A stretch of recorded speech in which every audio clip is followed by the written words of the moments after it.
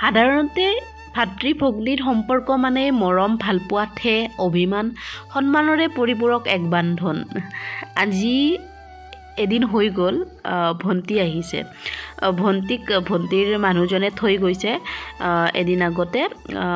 তাৰপিছত আজি মানে কি এইবাৰ মানে ফাৰ্ষ্ট এইটো ৰুমত অহাৰ পিছত ভণ্টি অহা। এনে সৰ্থেবাৰীত আহি থাকে তাই, কিন্তু মোৰ তাত এনেকৈ অহা নাই। মোৰ ঘৰ বুলিবলৈ নাইয়ে দিয়ক, লখিমপুৰতহে ঘৰ। যিহেতু কাম কৰোঁ, গতিকে কামৰ কাৰণে ইয়াতে বৰপেটা ৰোডত আছোঁ। ঘৰ নাই যদিও নিজা ইয়াতে, তথাপিতো ভাড়া থাকিলেও নিজৰ যেনে লাগে দিয়কচোন। তো তাকেই বজাৰ কৰিছোঁ অলপমান, জানেনে। এনেকৈ মই বজাৰ কোনোদিনে নকৰোঁ। এইবিলাক বিস্কুটেই হওক বা পাস্তা মেগী এইবিলাক এনেকৈ নানো মানে।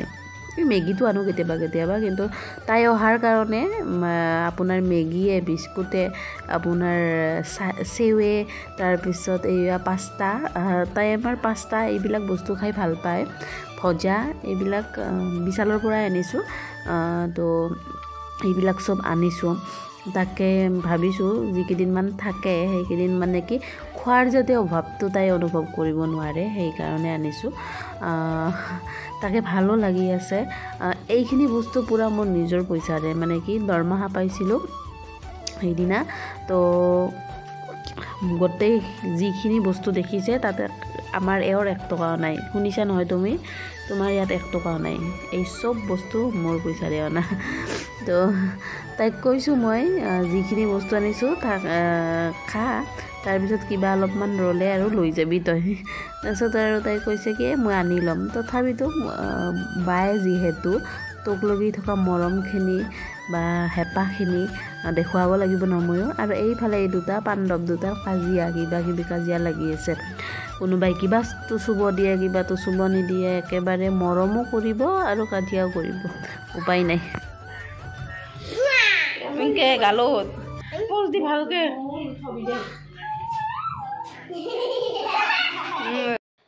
দেখিছেনে গাইজ, অলপ আগতে কাজিয়া কৰি আছিল আৰু এতিয়া চুমা খোৱা শেষ।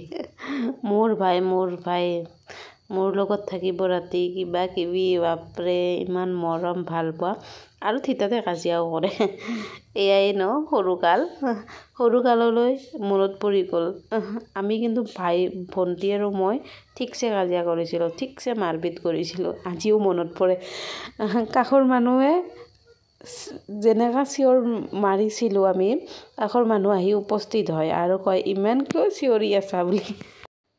মই যদি কিবা কাৰণত তাইৰ ভণ্টিৰ কাপোৰটো পিন্ধা আছিল, তাইৰ কি খং মাৰা আছিল। মোৰ কাপোৰটো যদি তাই পিন্ধে মোৰো তেতিয়া বেলেগ খং আছিল। সৰুতে বহুত উৎপতীয়া আছিলোঁ। এতিয়া বাৰু অলপমান ভাল হোৱা যেন লাগিছে, নাজানো কিমানখিনি ভাল হৈছোঁ বাৰু, ভগৱানেহে জানে। সৰুতে কৰা কাজিয়াবিলাকৰ তৃপ্তি বেলেগ আছিল। যেতিয়া ডাঙৰ হৈ আহিলোঁ তেতিয়া আৰু তাই আৰু মোৰ মাৰ নিচিনা হৈ আহিল, জানেনে। যেতিয়া মই বিয়া হ'লোঁ তেতিয়া তাইয়ে মোৰ ভাইৰ নিচিনা। যেতিয়া মোৰ বাচ্ছা হ'ব টাইম হ'ল, তাইয়ে মোৰ মানে পেৰেণ্টছৰ নিচিনা হৈ পৰিল। ভিনেকৰ লগৰীৰ নিচিনা হৈ পৰিল, জানেনে। কোনো এটা মানুহ নাছিল, ভিনেক আৰু তাই মোক উদ্ধাৰ কৰিছে। যেতিয়া ডক্টৰে কৈছিল মই মৰিম বুলি, যেনেকৈ কান্দি বোলে তাইৰ অৱস্থা নাছিল।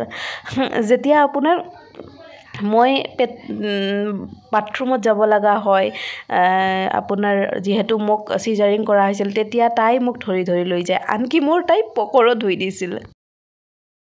ডিউটিৰ পৰা আহি মনটো খুব ভাল লাগিছে। মানে কি আপোনাৰ কোম্পেনীয়ে কিবা এটা দিছে। 2 দিনমান আগতে মিটিং আছিল গুৱাহাটীত, তাতে গৈছিলোঁ আৰু এয়া টি-চাৰ্টটো দিছে, আপোনালোকক দেখাই দিলোঁ আৰু।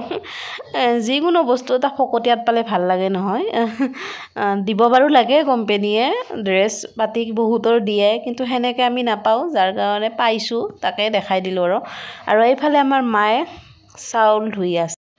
আৰু দালিটো এনেকৈ কেৰাহীতে বনোৱা হয়। সাধাৰণতে দালিত protein, fibre, iron, folate, potassium, zinc আৰু আপোনাৰ vitamin B, vitamin C, calcium, magnesium আদি থাকে। কিন্তু দালিত প্ৰ'টিন আৰু পিউৰিন ভৰপূৰ পৰিমাণে থাকে, যাৰ কাৰণে আমাৰ শৰীৰত ইউৰিক এচিড বাঢ়ে। ৰাতি দালি খাব নালাগে, কাৰণ দালিত বহুত প্ৰ'টিন থাকে। কিন্তু আমাৰ দেউতাই দালি নোহোৱাকৈ ভাত নাখায়, যাৰ কাৰণে আমি সদায় দালি বনাবই লাগে।